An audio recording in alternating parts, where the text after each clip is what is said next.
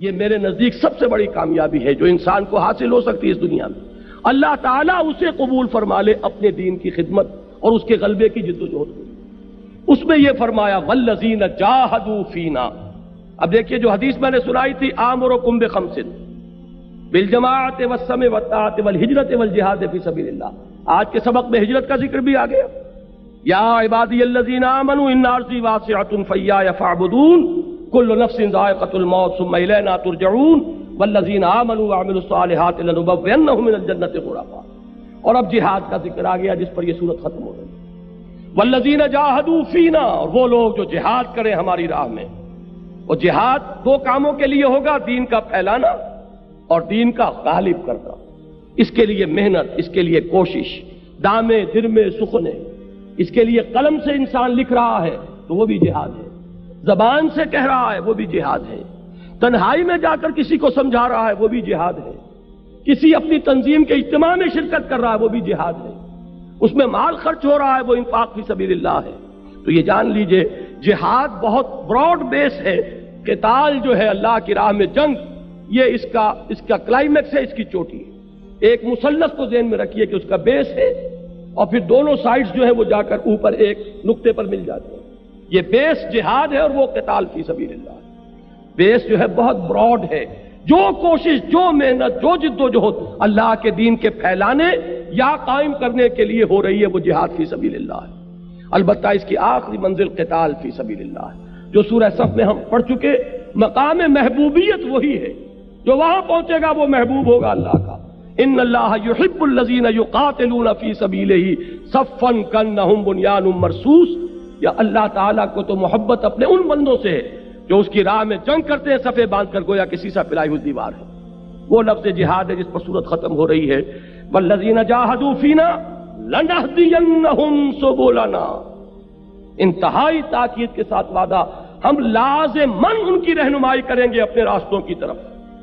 یعنی یہ ہے کہ انسان آج کا کام کر رہا ہے، کل کیا ہوگا، کل کون سی منزل آئے گی، ہمیں کدھر جانا ہوگا، کیا اقدام کرنا ہوگا، یہ آج کی فکر نہ کرو، آج اس کی فکر نہ کرو، اللہ تعالیٰ راستے کھولتا چلا جائے گا۔ آج خلوص اور اخلاص کے ساتھ قدم بڑھا دو اور مستقبل کو اللہ کے حوالے کرو۔ اللہ کا پختہ وعدہ ہے، اگر تم خلوص کے ساتھ ہمارے راستے میں قدم بڑھاؤ گے، ہم رہنمائی کریں گے، ہم انگلی پکڑ کر لے جائیں گے، ہم راستہ دکھائیں گے۔ والذین جاہدوا فینا لنہدینہم سبلنا وَإِنَّ اللَّهَ لَمَعَ الْمُحْسِنِينَ۔ اور یقیناً اللہ تعالی محسنین کے ساتھ ہے، وہ لوگ کہ جو اس کے ساتھ اپنے تعلق میں احسان کی روش اختیار کرتے ہیں۔ احسان کیا ہے؟ ان تعبد اللہ کانک تراہ فإن لم تکن تراہ فإنہ یراک۔ اور ایک حدیث میں الفاظ آئے ان تعمل للہ کانک تراہ فإن لم تکن تراہ فإنہ یراک۔ اللہ کے لیے محنت، مشقت کرنا اس یقین کے ساتھ جیسے کہ تم اسے دیکھ رہے ہو، اور اگر یہ نہ ہو تو یہ یقین تو ہو کہ وہ تمہیں دیکھ رہا ہے۔ یہ کیفیت جب ہو جائے گی آپ کی سرفروشی کی، آپ کی جانفشانی کی، دین کے لیے محنت اور مشقت کی، اس حالت میں جب آپ کھڑے ہوں گے نماز پڑھنے کے لیے تو یہ احسان کی نماز ہے۔ اس حالت میں جب آپ ذکر کر رہے ہوں گے یہ احسان کا ذکر ہوگا۔ اس حالت میں جو جد و جہد کر رہے ہیں یہ احسان کی روش ہے۔ تو فرمایا ان اللہ لمع المحسنین، اور مع سے مراد کیا ہے؟ اللہ کی تائید، اللہ کی نصرت، اور یہ کہ فی الواقع بھی وہ ہر وقت ہمارے ساتھ ہے۔ اب میں یہاں صرف نوٹ کرا دیتا ہوں، یہی الفاظ کہے تھے حضرت موسیٰ نے، یہی الفاظ کہے تھے حضور نے۔ حضرت موسیٰ جب قوم کو لے کر نکلے ہیں اور آگے آ گیا سمندر، اور پیچھے نظر آ رہا تھا کہ گرد و غبار کے بادل اڑ رہے ہیں، فرعون اپنے لشکر سمیت دوڑتا ہوا آ رہا ہے، پیچھا کر رہا ہے۔ تو وہ جو تھے کم ایمان والے لوگ جن کے دلوں میں ابھی ایمان داخل نہیں ہوا تھا، وَلَمَّا يَدْخُلِ الْإِيمَانُ فِي قُلُوبِكُمْ، کثیر تعداد ایسی تھی نا، یہی تو تھے جنہوں نے انکار کر دیا تھا قتال سے ہم جنگ نہیں کریں گے۔ انہوں نے کہا اِنَّا لَمُدْرَكُونَ، اے موسیٰ ہم تو پکڑے گئے، مارے گئے۔ یہ کہاں مروایا تم نے ہمیں؟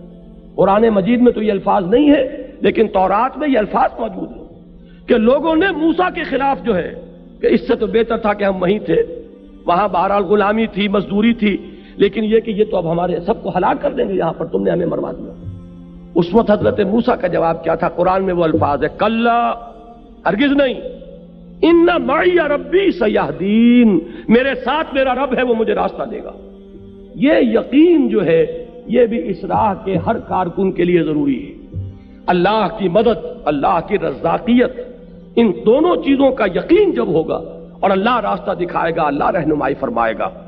یہی بات میں نے عرض کیا کہ حضور نے فرمائی تھی غار ثور میں، جب حضرت ابو بکر نے گھبرا کر کہا تھا کہ حضور اگر ان میں سے کسی نے ایسے ہی جھانک لیا تب بھی ہم پکڑے جائیں گے، اس وقت حضور نے کیا فرمایا تھا؟ لا تحزن ان اللہ معنا، گھبراؤ نہیں ابو بکر، کوئی فکر نہ کرو، کسی تشویش کو اپنے قریب مت آنے دو، اللہ ہمارے ساتھ ہے۔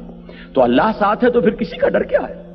اس پر یہ صورت ختم ہوئی، وَإِنَّ اللَّهَ لَمَعَ الْمُحْسِنِينَ، اللہ تعالیٰ ان کا ساتھ نہ دے گا جنہوں نے اپنا تن من دھن اس کے دین کے لیے وقف کر دیا ہو۔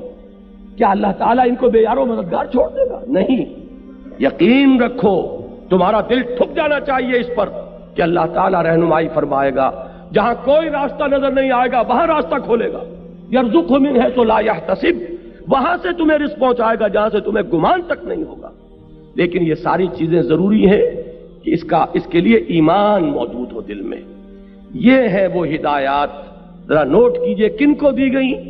یہ سابقون الاولون کو ہدایات دی گئی۔ سن 5 تک کون ایمان لائے تھے؟ 40-50 افراد ہوں گے، 60-70 ہوں گے، اس سے زائد نہیں۔